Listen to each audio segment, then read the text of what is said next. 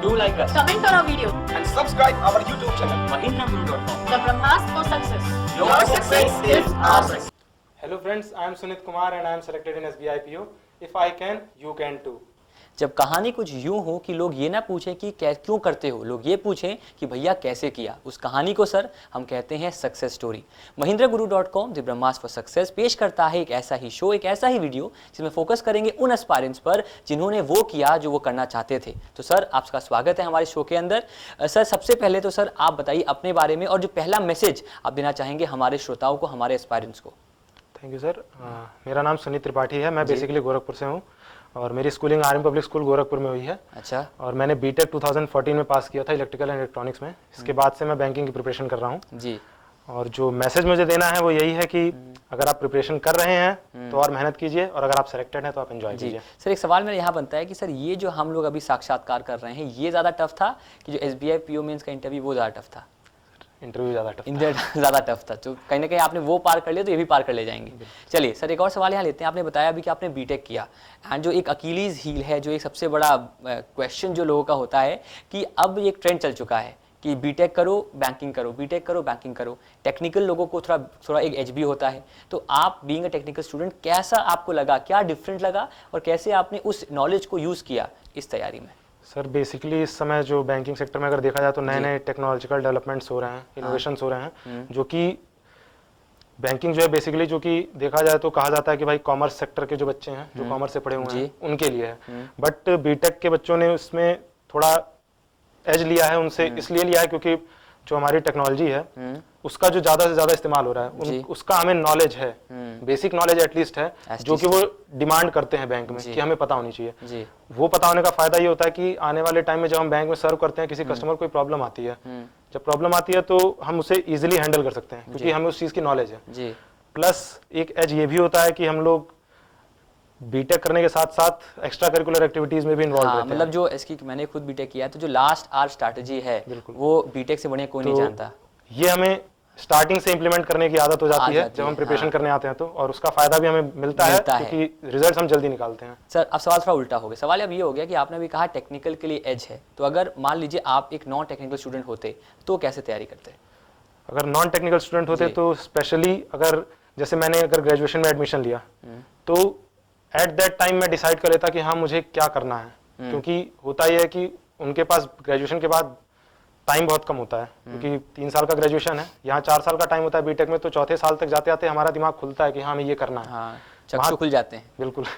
उसके बाद जबकि वहाँ क्या होता है, वहाँ 3 ही साल में ये खत्म होता है। 3 साल में जब खत्म होता है तो उसके बाद चौथा साल 5वां साल थोड़ा सा टाइम लग जाता है, तो इसलिए उन्हें चाहिए कि वो स्टार्टिंग में ही फर्स्ट ईयर या सेकंड ईयर से ही स्टार्ट कर दें। जितना आप अर्ली स्टार्ट करोगे उतना बेहतर है, जितना अर्ली आप स्टार्ट करेंगे उतना बेहतर है। चलिए सर यहाँ सवाल एक और लेते हैं आपसे सर कि आपकी जो पैदाइश है वो गोरखपुर की है और आपने गाजियाबाद से बीटेक किया, तो महिंद्रास लखनऊ ही क्यों? महिंद्रा समझ में आता है कि it is the number 1 banking institute in India, पर महिंद्रास लखनऊ क्यों, फिर या महिंद्रा जी क्यों अगर ओवरऑल बात करें तो? महिंद्रास देखिए, महिंद्रास वैसे बैंकिंग के लिए फेमस है, तो महिंद्रा क्यों, तो इसका कोई वो नहीं है, ये तो फेमस है और जिससे भी पूछिए आप तो सजेशन तो यही मिलता है कि हाँ महिंद्रास। आपको किसने सुझाव दिया? ये मेरे बड़े भाई साहब थे, उन्होंने मुझे बताया। क्या करते हैं? ये वो टीचर है। अच्छा टीचर है वो। अच्छा। तो उन्होंने बताया कि महिंद्रास से करना, फिर ब्रांच का भी प्रेफरेंस उन्होंने दिया कि हाँ कपूरथला से, इसलिए क्योंकि शायद जहाँ तक मुझे मेरी नॉलेज में फर्स्ट ब्रांच थी महिंद्रा की। अच्छा। महानगर की। तो उन्होंने कहा कि वहाँ टीचर्स बहुत अच्छे होंगे। जरूर। पर ओवरऑल सर महिंद्रा में हर जगह टीचर बहुत अच्छे हैं, वही टीचर्स ट्रांसफर होते हैं, जाहिर सी बात है, तो हर जगह मिलते हैं टीचर्स। चलिए तो यहाँ सर एक सवाल और लेते हैं सर कि कितना इम्पोर्टेंट है जानना पेपर में क्या आ रहा है, कितना इम्पोर्टेंट है किसी से ट्रेन होना या किसी से जानना कि यार ये एग्जाम में ये क्वेश्चंस आ रहे हैं। अगर आपको एक मैं ऑप्शन दूं या फिर एक दूं केस स्टडी, फॉर एग्जांपल 2 लोग हैं, एक है जिसने बिना कुछ कोचिंग किए बिना कुछ भी गाइड हुए तैयारी की, उसके चांसेस ज़्यादा हैं, या कोई अगर गाइड करके या फिर कोई से गाइड करता है उसके चांसेस ज़्यादा हैं? देखिए सर ये सीधी बात है कि जो गाइडेड होगा वो जाहिर सी बात है, जैसे हमारा इसरो है, जब वो रॉकेट लॉन्च करता है तो एक गाइडेड पाथ पे जाता है पहले से, बिल्कुल, वो हमेशा सटीक अपने ऑर्बिट में पहुंचता है जी। अगर अनगाइडेड इसरो छोड़ेगा तो जाहिर सी बात है उस ऑर्बिट में पहुंचेगा। इंपॉर्टेंट है कोई आपको गाइडेंस एक जरूर होनी चाहिए। आप वो आपके ऊपर डिपेंड करता है, आप अपना मेंटर किसे चुनते हैं, लेकिन होना जरूर चाहिए। चलिए सवाल एक और यहाँ लेते हैं सर, और सवाल हमारे एस्पायरेंट्स का भी है कि कितना टाइम इंपॉर्टेंट है एक बैंकिंग एग्जाम क्रैक करने के लिए?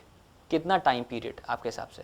देखिए सर, एटलीस्ट 3 मंथ्स की कोचिंग अगर आप कोचिंग करते हैं तो, और उसके बाद 3 मंथ्स की सेल्फ स्टडी, जो कि ये बताती है कि हाँ आप किस लेवल तक पहुंच चुके हैं, जहाँ से कि फिर एग्जाम्स आप निकालने शुरू कर देंगे अगर आप कंटिन्यूसली लगे हुए हैं तो। जी चलिए, सवाल यहाँ एक और लेते हैं सर। आपने भी बताया कि आपने बीटेक 4th ईयर के बाद डिसाइड किया कि मुझे बैंकिंग में ही जाना है, तो करीब आपको 2 साल हो गए, लगभग हो गए बैंकिंग तैयारी करते हुए। एक ह्यूमन है आप, हम भी एक ह्यूमन है सर, और बहुत सारे ऐसे टाइम आता है लाइफ में जब आपको लगता है कि यार हो नहीं पाएगा मुझसे, मैं ये कर नहीं पाऊंगा, तो उससे कैसे आप उभरे? How did you overcome all those evils? कैसे? सर ऐसा होता था कि जब 14th में मैंने पहला अपना SBI PO का एग्जाम निकाला था, तो मेरिट में मेरा सिलेक्शन नहीं हुआ। इसके बाद फिर दोबारा RRB निकाला, फिर मेरिट में सिलेक्शन नहीं हुआ, अच्छा। फाइनल लिस्ट में। अच्छा। फिर IBPS PO निकाला, वहाँ भी नहीं हुआ। अच्छा। तो यही था कि खुद को मोटिवेट करता था मैं। हाँ। मोटिवेट करता था मैं, मेरी हॉबी है डायरी लिखना, मैं पोएम्स भी लिखता हूँ उसमें कभी कभी। हाँ। तो उसमें मैंने 2 लाइन्स लिखी थी अपने लिए, जो कि हमेशा मुझे मोटिवेट करती हैं, आज भी मैं उससे मोटिवेट होता हूँ। पोएम है कुछ ऐसे जिससे मैं खुद को मोटिवेट करता हूँ कि नहीं सह पाता हूँ तो बिखर जाता हूँ, मगर हूँ हुनरमंद थोड़ा निखर जाता हूँ। अच्छा। तो ये है मतलब कि आप अगर नहीं हो रहा आपका सिलेक्शन, तो इसका मतलब ये नहीं है कि आप मत परेशान हो, आपको परेशान होना चाहिए, एक ह्यूमन टेंडेंसी है जी। बट इसका मतलब ये नहीं है कि आप परेशानी में इतना डूब जाइए कि आप ये छोड़ दीजिए कि मेरा सिलेक्शन होगा। आप उसके लिए मेहनत करना छोड़ दीजिए और आप परेशान ही रहिए। हाँ। फिर से लगिए, देखिए कहाँ कमी है, उसको सुधार कीजिए। अच्छा, मतलब ये कहीं ना कहीं कि आपको ये सोचना, परेशान होना सही, जाहिर सी बात है, बिल्कुल, हम ह्यूमन टेंडेंसी है, ये टेंडेंसी इंसान है है होना, पर कहीं ना कहीं ये ना भूल जाइए कि आप टैलेंटेड हैं, आपके अंदर वो प्रॉपर स्किल है एग्जाम निकालने का। बहुत बढ़िया। तो सर मतलब करीब ये 1 साल आपको यही लगा कि यार कुछ ना कुछ मुझे ऐसे ही करना है, तो जो डायरी थी आपकी, जो आपने बताया भी अभी, वो बहुत उसने बड़ा रोल प्ले किया आपको इसको ओवरकम करने में। जी बिल्कुल। तो जो हॉबीज का पार्ट है वो कितना इंपॉर्टेंट है एक सिलेक्शन में या फिर ओवरऑल सक्सेस में? ऐसा होता है सर कि जब हम तैयारी करने पहुंचते हैं तो काम 2 ही होता है, या तो खाना या पढ़ना है। सोना तो एक नेचुरल हमारा डेली लाइफ का रूटीन है, जो कि जब नहीं तैयारी कर रहे थे तभी कर रहे थे जी। लेकिन जो प्रिपरेशन का फेज होता है, इसमें जब हम आते हैं तो खाना है, पढ़ना है। तो जो हॉबी होती है हमारी, ये हमारे माइंड को रिलैक्सेशन देती है जी। उस पढ़ने वाले ड्यूरेशन के बीच का। हाँ। कि जब अगर नहीं हो रहा है आपका, आपने ST दिया, नहीं अच्छा रिजल्ट आया, तो एक ब्रेक चाहिए होता है कि हाँ अब यहाँ पे मैं अपनी हॉबी परस्यू करता हूँ थोड़ी देर, जी। फिर दोबारा रिफ्रेश होऊंगा, नए सिरे से शुरू करूंगा। जी। तो वहाँ हॉबी का बहुत अच्छा रोल होता है बहुत इस बड़ा। चीज के लिए। बस सबको कोई ना कोई सबकी हॉबी होनी चाहिए, नहीं है तो आप डेवलप कीजिए, जरूर होनी बहुत चाहिए। बढ़िया, आपको बहुत फायदा मिलता है इससे। सर 2 और बहुत बड़े अहम सवाल पहला एक और अहम है कि सर जब कभी आप तैयारी करते हो तो जो डिस्ट्रैक्शंस हैं जो लाइफ में ऑलरेडी होते हैं, और जब आप फोकस नहीं होते तो आपको फर्क नहीं पड़ता, पर जब आपके सामने एक एग्जामिनेशन है तो वही डिस्ट्रैक्शन एक तरह से लगता है यार इसको कैसे हटाऊं। तो उन डिस्ट्रैक्शन से आपने कैसे अपने आप को दूर किया कि मुझे ये करना ही नहीं है? सर ऐसा होता है कि जब पेपर्स आते हैं जी। तो टेंशन लेनी होती है खुद, वो टेंशन कभी भी निगेटिव नहीं होनी चाहिए बस। जी। जब आप पॉजिटिव टेंशन लेंगे तो आप उस टेंशन में आके पढ़ेंगे कि मेरा पेपर है। जैसे होता क्या है कि 3 महीने बाद पेपर है, उसको बोलने के 2 तरीके हैं। जी। 3 महीने बाद पेपर है यार, क्या जा रहा है। हाँ। और दूसरा होता है अरे यार 3 महीने बाद ही पेपर है। तो बस अंतर बहुत बड़ा है दोनों स्टेटमेंट। इसी दोनों में से जो दूसरा है, अरे यार 3 ही महीने बाद तो पेपर है, जो इसको फॉलो करता है वो अपना पॉजिटिव टेंशन लेता है, मेहनत करते जाएगा। जो कहता है बाप रे 3 महीने बाद पेपर है, फिर वो तो निगेटिव टेंशन में गया, वो तो टेंशन ही टेंशन में रहेगा। फिर जब पढ़ने बैठेगा तो उसे कंफ्यूजन होगी कि अरे 3 महीने बाद तो पेपर ही पढ़ रहा है। हाँ। तो इसलिए हमेशा कंस्ट्रक्टिव टेंशन लीजिए।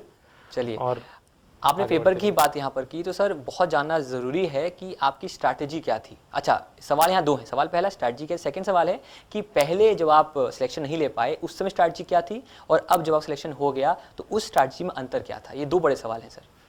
देखिए, बैंकिंग की जो प्रिपरेशन है बेसिकली, इसमें टाइम मैनेजमेंट का बहुत बड़ा रोल होता है। अगर आप टाइम मैनेज अपना कर पा रहे हैं, जो पेपर का टाइम, क्योंकि यहाँ टाइम कॉन्स्टेंट होता है, आपको 2 घंटे मिले हुए हैं, 2 घंटे में ही आपको 120+ अटेम्प्ट करने होंगे अगर आप कैंडिडेट जनरल कैटेगरी के हैं तो, ताकि आप इंश्योर कर सके कि हाँ सिलेक्शन पक्का है हमारा। जी। अब टाइम मैनेजमेंट को आपको अगर सेट करना है अपना, तो टाइम मैनेजमेंट के लिए प्रैक्टिस है, प्रैक्टिस का कोई दूसरा ऑप्शन तो है नहीं जी। प्लस STs दीजिए। STs दीजिए जिससे कि आपको ये पता चल सके कि हाँ आपकी एक्यूरेसी कितनी बन रही है जी। और अगर सिलेक्शन चाहिए आपको तो आपको 85% प्लस एक्यूरेसी बैंकिंग सेक्टर में चाहिए होगी एग्जामिनेशंस में। हाँ। इसके अलावा जैसे स्ट्रेटेजी की जहाँ तक बात हुई, तो जब पहले मेरे सिलेक्शंस नहीं होते थे तो यही थोड़ा सा टाइम मैनेजमेंट का कमी था, जहाँ पे कि मैं सिर्फ ऑनलाइन ST पे टोटली रिलाई कर गया था कि हाँ जो ऑनलाइन STs हैं वो कवर करा देती हैं। लेकिन ऐसा होता नहीं है, क्योंकि ऑनलाइन ST जो होती हैं वो टाइम मैनेजमेंट तो बता देती हैं, लेकिन क्वेश्चन सॉल्व करने की जो स्पीड है उसको वो आपको ज़्यादा बढ़ाने के लिए ऑफलाइन स्टेज से ट्राई करते रहना मतलब चाहिए। एक ब्रिज होना चाहिए ऑफलाइन और ऑनलाइन Online दोनों के में। बीच में। आपने सर अभी बात कर रहे थे हम इस शूट से पहले कि आपने कहा कि अगर 35 मिनट का एक टाइम पीरियड है एक पर्टिकुलर सेक्शन में, तो आप कोशिश करते थे कि पहले 20 मिनट में कर लें या पहले कर लें 18 मिनट में, और समय के साथ उसको आपने कम किया। ऐसा क्यों? मतलब आपने जो टाइम प्रिस्क्राइब उससे कम में क्यों कोशिश की उसको अटेम्प्ट करने की? ऐसा होता है कि ऐसा कहा जाता है कि हम लोग का एक बायोलॉजिकल क्लॉक होती है जो कि हम लोग को खुद बताती है। जैसे सुबह उठना है, जी हर आदमी का अपने आप एक टाइम 7 बजे 8 बजे के बाद नींद खुलती है। बिल्कुल। ये बायोलॉजिकल क्लॉक होती है जो प्रैक्टिस करने के साथ साथ हमारे दिमाग के साथ सेट हो जाती है, हैबिट बन जाती है। हैबिट बन जाती है वो। तो जब आप एसटी ऑनलाइन देते हैं, वहां अगर आपको पता है कि 35 मिनट मुझे इस सेक्शन पे देने हैं, जी तो आपके दिमाग में ऑनलाइन एसटी देते वक्त 35 मिनट सेट होंगे। जी आपको अगर अटेम्प्ट बढ़ाना है तो आपको उस टाइम को कम करना होगा। जी वो कम करने के लिए आप ऑफलाइन एसटी से ट्राई कीजिए, क्योंकि ऑनलाइन में तो 35 मिनट्स ही आपको मिलने हैं। मिलेगा तो एग्जैक्टली। आप ऑफलाइन एसटी पे जब जाते हैं तो वहाँ आप 30 क्वेश्चंस के लिए 30 मिनट्स का टाइमर सेट कीजिए। आप 30 मिनट्स में जितने क्वेश्चन करते हैं उसमें आप अपनी और स्पीड बढ़ाइए प्रैक्टिस करके। और जाहिर सी बात है जब आप पेपर देने जाएंगे आपको 35 मिनट्स मिलेंगे, तो आप 3 क्वेश्चन एक्स्ट्रा करेंगे ही करेंगे। और वो 2-3 क्वेश्चन ही एज दिलाते हैं लास्ट मतलब अगर मैं सही समझूं कि अगर पेपर डिफिकल्ट आता है क्योंकि आपके पास बफर हो जाएगा वो 5-6 मिनट का, तो आप वो पेपर अटेम्प्ट कर ले जाओगे। अच्छा सर, एक और सवाल यहाँ पर ये है सर कि मान लीजिए 40 क्वेश्चन है 1 to 40, अब पहले 5 का ये पैटर्न, 5 से 10 का ये पैटर्न, तो क्या जब आपने क्वेश्चन अटेम्प्ट किया जो आपका सक्सेसफुल अटेम्प्ट था SBI PO मेंस का, उसमें आपका स्ट्रैटेजी क्या थी कि आप एक सीक्वेंस में गए कि आपने पिक एंड चूज किया कि पहले मुझे ये करना है फिर मैं ये करूँगा? कैसे आपने अटेम्प्ट किया उसको? ऐसा होता है कि जो सेट पैटर्न अभी तक चला आ रहा है जी। बैंकिंग के पेपर्स में होता क्या है कि जो क्वेश्चंस होते हैं सेट होते हैं। अगर DI है तो 5 क्वेश्चन लगातार एक सेट की DI होगी। जी अगर मिसलेनियस है तो 7-8 क्वेश्चन मिसलेनियस मिल जाएंगे आपको। क्वाड्रेटिक इक्वेशन है तो 5 क्वेश्चन लगातार क्वाड्रेटिक के होंगे। तो होता क्या कि अगर हमने जैसे पेपर स्टार्ट किया, क्वांट्स में पेपर हमने खोला, पहला क्वेश्चन मिसलेनियस का था, जी आपने उठा लिया मिसलेनियस, हो सकता है क्वेश्चन बहुत हार्ड है वो, तो जंप करने की टेंडेंसी होनी चाहिए आपके अंदर। अच्छा स्टार्टिंग में आपने खोला, क्वेश्चन आपको लग रहा है नहीं होगा, चाहे आपको हो सकता है मिसलेनियस, जैसे कई बच्चों का होता है मिसलेनियस के जो क्वेश्चंस होते हैं जो टाइम स्पीड डिस्टेंस इसके इन सब टॉपिक्स के, तो थोड़ा सा उनको हार्ड लगते हैं। अच्छा तो आप जंप करिए, तुरंत आप आइए DI पे, आप DI सॉल्व कीजिए, फिर उसके बाद आगे बढ़ने की जगह फिर आप कहीं रैंडमली जंप करके जाइए, हो सकता है आपको क्वाड्रेटिक इक्वेशन मिल जाए तुरंत। बिल्कुल। टाइम से होता है क्योंकि जब आपको क्लिक करके नेक्स्ट करना होता है तो अगर आप मिनिमम 1 सेकंड भी लेते हैं तो अराउंड 40 सेकंड्स आप 40 क्वेश्चंस कर लेते हैं। अच्छा, कई बार से देखा हमने भी कि अगर पहले 5 टफ हैं तो हो सकता है बीच के 10-12 क्वेश्चन आसान हो। बिल्कुल यही ये होता जो- ही है। अच्छा। बिल्कुल यही होता है पेपर में, इसी तरह सेट किया जाता है। वो बच्चों का एक तरह से देखा जाता है कि वो अगर प्रेशर में आते हैं, क्योंकि स्टार्टिंग में जब 5 क्वेश्चन नहीं हो रहे हैं तो वो प्रेशर में आएगा बच्चा, जी तो वो चेक किया जाता है कि अगर बच्चा प्रेशर में है तो वो कैसे बिहेव कर रहा है, रिएक्ट कैसा कर रहा जी। है, और जो उसमें नॉर्मली रिएक्ट करता है, जो उससे ओवरकम कर जाता है, वही फाइनल मेरिट में आता है। चलिए सर, एक पर्सनल बात पूछता हूँ आपसे सर। पहले के सुनीत में जब वो तैयारी कर रहा था, एस्पायरेंट था, और अब के सुनीत में जो कि एक प्रोबेशनरी ऑफिसर है, मतलब अब आपके आगे सर लगेगा और आपको लोग सलाम ठोकेंगे, तो उस सुनीत में क्या अंतर है? सर अंतर कोई नहीं है, बस ये था कि कल तक प्रिपरेशन कर रहे थे, आज एंजॉय कर रहे हैं। क्या बात है सर। तो मतलब कल प्रिपरेशन कर रहे थे और आज एंजॉय कर रहे हैं, ये एक बहुत बड़ा मैसेज है सर। यहाँ पर बहुत इंपॉर्टेंट बात है कि आपके आसपास के लोगों की, मतलब आपने बता भी रहे थे अभी कि आपके शायद 5 से 7 दोस्त हैं और आपकी एक फैमिली है, तो उनका क्या रिएक्शन था जब आप कुछ नहीं कर पा रहे थे या बार बार इतने इस नंबर से बच जा रहे थे, और जब आपने फाइनली सिलेक्शन किया तो हाउ बिगर रोल, क्योंकि देखिए अभी मूवी भी आई थी धोनी, बिल्कुल आप देखिए सर। जी जी हाँ, तो उसमें दिखाया कैसे दोस्तों ने अपने लाइफ को त्याग करके उसकी लाइफ को आगे बढ़ा दिया। तो कुछ ऐसा था आपके साथ कि लोगों ने कॉम्प्रोमाइज़ किया आपके लिए? बिल्कुल। फ्रेंड्स मेरे बीटेक में हम लोग साथ में थे और कुछ स्कूल के भी फ्रेंड्स थे जो मेरे बहुत अच्छे फ्रेंड हैं आज भी। तो जब भी नहीं होता था तो हम लोग रेगुलर कांटेक्ट में रहते थे, तो वो पूछते रहते थे, हाँ आप कौन सा पेपर है तुम्हारा, प्रिपरेशन कर रहे हो, इतना टाइम हो चुका है, अब कौन सा एग्जाम है। रिजल्ट आता था तो भी पूछते थे कि हाँ क्या हुआ, कैसा रहा, क्यों नहीं हुआ। तो जब नहीं होता था तो मोटिवेट करते थे कि हाँ अगर इतने से रह रहे हो तो लगे रहो, छोड़ना मत, बस हो जाना है। और पेरेंट्स का भी यही सपोर्ट था कि हाँ अगर थोड़े बहुत से रुक रहे हो तो मेहनत करते रहो, मेहनत मत छोड़ना, बस सिलेक्शन तो होना ही है। चलिए, अब आखिरी 2 सवाल लेते हैं सर आपके लिए। अगर आपका कोई आइडल है लाइफ में तो कौन है सर? मेरे आइडल मेरे फादर हैं जी। बेसिकली वो आर्मी से रिटायर्ड हैं, और स्टार्ट जहाँ से उन्होंने किया था खेती करते हुए, फिर वहाँ से आर्मी में जाना, और आर्मी से में जाने के बाद मुझे वो फैसिलिटीज़ देना, वो मेंटल सपोर्ट देना, एक साइकोलॉजिकल जो एक हर एस्पिरेंट को चाहिए होता है, जिससे कि वो डेडिकेट होकर पढ़ाई कर सके और डिस्ट्रैक्ट ना हो जब सिलेक्शन ना हो। तो वो मेरे फादर ने दिया है, और जाहिर सी बात है वो मेरे आइडल हैं। सर यहाँ एक और सवाल बहुत इंपॉर्टेंट है कि पेपर ऑनलाइन है, सब कुछ ऑनलाइन अब एग्जामिनेशन हो रहे हैं और डिजिटल इंडिया का ज़माना है, सब कुछ डिजिटल हो रहा है। तो हमने कोशिश की अपने साइड से कि एक वेबसाइट mahindraguru.com पेश किया और स्मार्ट क्लासेस जो हैं पैन इंडिया हमने ब्रांचेस में लॉट किया। तो जो कपूरथला का जो आप अभी बता रहे थे, कहीं ना कहीं अब हर ब्रांच के अंदर वही सेम क्वालिटी है। तो कितना बड़ा रोल प्ले किया ये जो वेबसाइट है हमारी या जो ऐप हमने अभी लॉन्च की है, तो कितना इंपॉर्टेंस है सर इसका? सर बेसिकली ऐसा होता है कि जब हम क्वेश्चंस खोजने की बात करते हैं तो या तो आपके पास दो ऑप्शन होते हैं, या तो आप बुक्स खरीदिए जो एट प्रेजेंट काफ़ी महंगी हैं, इट्स एक्सट्रीमली तो इसलिए जब ऑनलाइन की बात आती है तो एक बेटर ऑप्शन मिलता है हमें कि हम नेट पैक कराएं रिचार्ज और आराम से इजीली एक्सेसिबल है महिंद्रा गुरु वेबसाइट। क्वेश्चंस मिल जाते हैं, वैरायटी मिल जाती है, प्लस नोट्स मिल जाते हैं। जैसे भी रिसेंटली डिजी नोट शुरू हुआ है तो हमें नोट्स मिल जाते हैं, उससे शॉर्ट ट्रिक्स मिल जाती हैं, तो वो काफ़ी फायदा करता है उससे प्रैक्टिस करने के लिए। बेसिकली अगर आपको वैरायटी चाहिए क्वेश्चंस की तो डेफिनेटली ऑनलाइन आपको जाना चाहिए।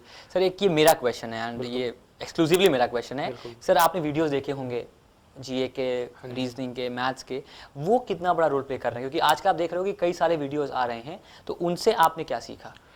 बेसिकली जैसे जो भी हम खुद से पढ़ते हैं, जब हमारी क्लासेस खत्म हो गई उसके बाद खुद से पढ़ रहे हैं, क्लासेस नहीं जा पाते हैं बच्चे, ऐसे कैंडिडेट्स भी होते हैं जिनको कि मतलब उनका जब क्लास खत्म हो गया उसके बाद नहीं टाइम मिल पा रहा है, वो क्लासेस नहीं कर पा रहे हैं, तो उनके लिए वो वीडियोस इसलिए बेनिफिशियल होते हैं क्योंकि वहाँ इंटरेक्शन एक तरह से जब फैकल्टी पढ़ाती है उसमें, जब वीडियो या जो जीए बताया जाता है तो वो एक जैसे होता है कि हमारा सेंसेस जितना ज़्यादा किसी चीज पे डेडिकेट होकर लगते हैं उतना ज्यादा उस चीज को हम समझते हैं। तो जब हम वीडियो देखते हैं तो जाहिर सी बात है हमें ऑडियो भी दिख रहा होता है, विजुअल भी चल रहा होता है वहाँ पे, तो उन चीजों को हम जल्दी इम्बाइब कर पाते हैं अपने अंदर, वो याद रखने में लॉन्ग ड्यूरेशन तक उसको कैच कर पाते हैं। सर यहाँ एक और सवाल लेते हैं, थोड़ा अलग लेते हैं सवाल। अभी पेपर आने वाला है IPS PO का, प्री है फिर मेंस है। कई लोग कहते हैं सर पहले प्री निकल जाए फिर मेंस की तैयारी करें, तो आपका अगर आप मान लीजिए पेपर दे रहे होते तो आपकी स्ट्रैटेजी क्या होती? सर बेसिकली देखिए, पेपर जब भी आप देने जाइए, जब पहले प्री नहीं था जी तब तो ठीक है कि आप भाई स्टार्टिंग से ही लगे हुए हैं जी। अब जब प्री आ गया तो एक नया ट्रेंड सेट हो गया कि बच्चे सोचते हैं मैं पहले प्री क्लियर कर लूंगा, उसके बाद मुझे लगभग 20-25 डेज का टाइम मिल जाएगा तो मैं मेंस की तैयारी कर लूंगा। ऐसा कई लोग सोचते हैं जी। तो ये थोड़ा सा ऐसे पॉसिबल है? मुश्किल है ये। अच्छा, बहुत मुश्किल है, इसलिए क्योंकि जो जीए होती है वो अराउंड 4 मंथ्स के अप्रॉक्स की कवर होती है क्वेश्चंस में जी। तो जब आप ये सोच के चलते हैं कि मैं 20 डेज में उस चीज को कवर करूंगा, तो आप एक रेशियो देखिए, अगर तो 4 मंथ्स यानी 120 डेज के सब टॉपिक्स को आप 20 डेज में कवर करना है, थोड़ा मुश्किल है, तो बहुत मुश्किल है। इसलिए चाहिए यही कि अगर आप IPS PO मेंस आप देना चाहते हैं तो आप स्टार्टिंग से ही मेंस की तैयारी शुरू कीजिए, क्योंकि जो मैथ्स आनी है मेंस में भी वही आनी है, प्री में भी वही आनी है। प्रैक्टिस करने के लिए आप ST देते रहिए 100 क्वेश्चंस की जी, तो अपने आप आपकी तैयारी हो जाएगी। लेकिन आप फोकस हमेशा मेंस के लिए रखिए, क्योंकि वहां पे आपका जीए और जो पार्ट है कंप्यूटर एक्स्ट्रा है, और कंप्यूटर वो एक्स्ट्रा है और वो स्कोरिंग भी होता है। अराउंड आप मतलब ये मान के चलिए कि अगर 60 मार्क्स का है तो 60 में से 40 प्लस आप इजीली स्कोर कर सकते हैं बिना किसी दिक्कत, अगर पहले से तैयारी कर रही है आपकी तो जी। चलिए सर, एंड में सर एक सवाल ये मेरा भी है, और हम जो आपके फैमिली भी देख रही होगी आपको यहाँ पर, और आपके फ्रेंड्स भी देख रहे होंगे, तो उन सबके लिए मैसेज, एक आपका मैसेज और एक उनके लिए मैसेज जो आपको देख के सोच रहे हैं काश मैं भी एक दिन ऐसा करूंगा कि मैं भी SBI प्रोबेशनरी ऑफिसर बनूंगा, तो उनके लिए आपका लास्ट मैसेज क्या होगा? एक फॉर्मूला है अच्छा 3 स्टेप का। अच्छा, पहला है लर्न, पहले आप पढ़िए, फर्स्ट इज लर्न, ओके ठीक। उसके बाद है दूसरा प्रैक्टिस कीजिए, और तीसरा है रिवाइज। अगर आप ये तीनों करते हैं तो चौथा सक्सेस अपने आप आती है। एग्जैक्ट, क्या बात है। Learn, practice and revise and success will follow.